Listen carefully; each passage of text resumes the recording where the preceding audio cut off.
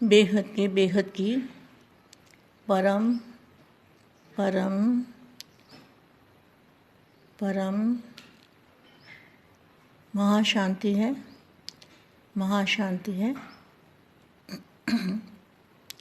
महाशांति है।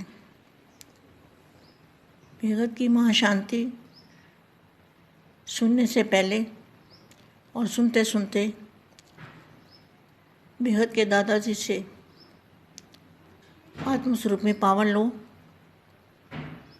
बेहद के महासागर में बुद्धि से चले जाओ, चाहे 1 सेकंड के लिए, 2 सेकंड के लिए, बेहद की कला के परम धाम में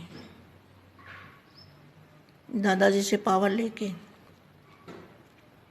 और तब सुनो, जो भी माँ कह रही है वो सुनो और बेहद की कमाई करो। और आपको बेहद की कमाई क्या है?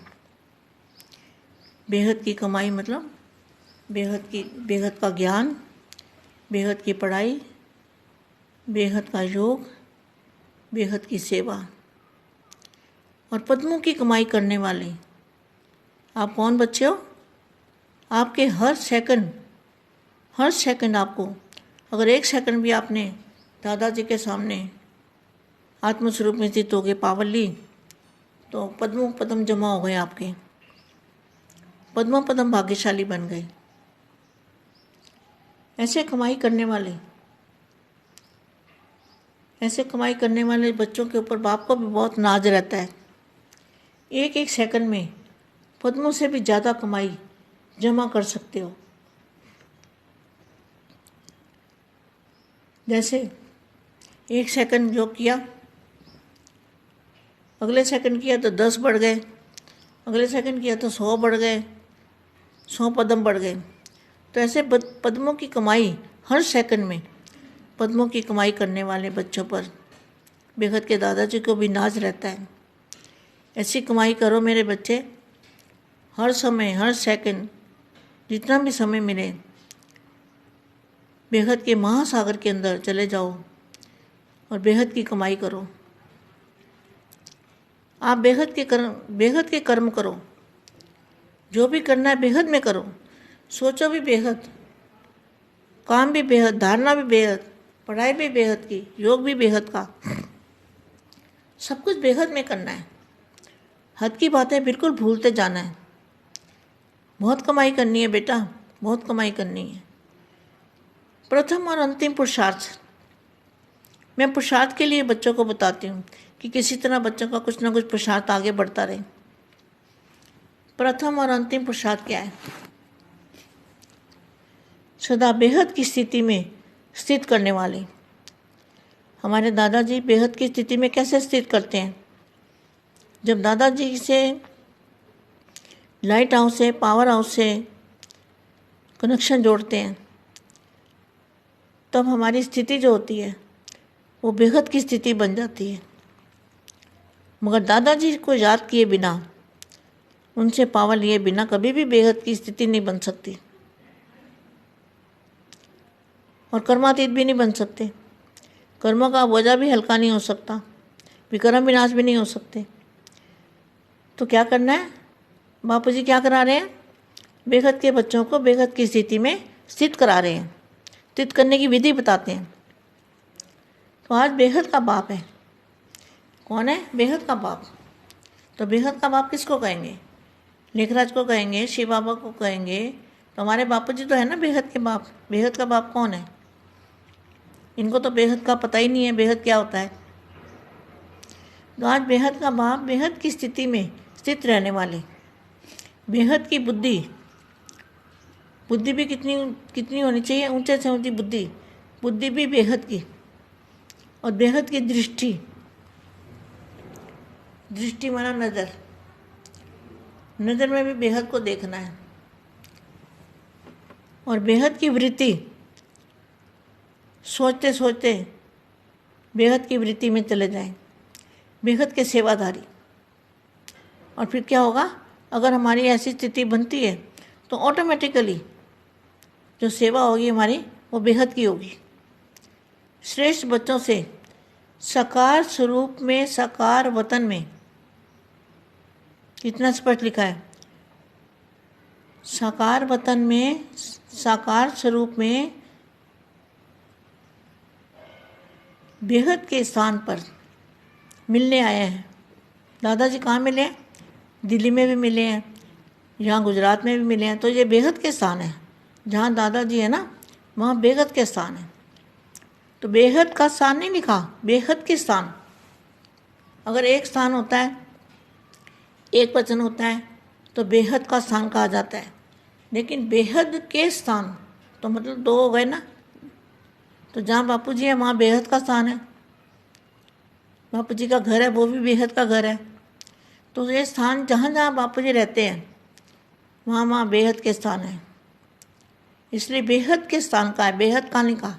बेहद का कहो तो एक वचन, और बेहद के कहो तो बहुवचन। तो बेहद के स्थान पर मिलने आए हैं। सारे ज्ञान का व इस पढ़ाई की चारों ही सब्जेक्ट का मूल सार यही एक बात है। सारी बात का सार क्या है? बेहद। बेहद के बच्चे, बेहद का बाप, बेहद के घर में जाना है। हद को छोड़ बेहद में जाना है, सब कुछ बेहद का।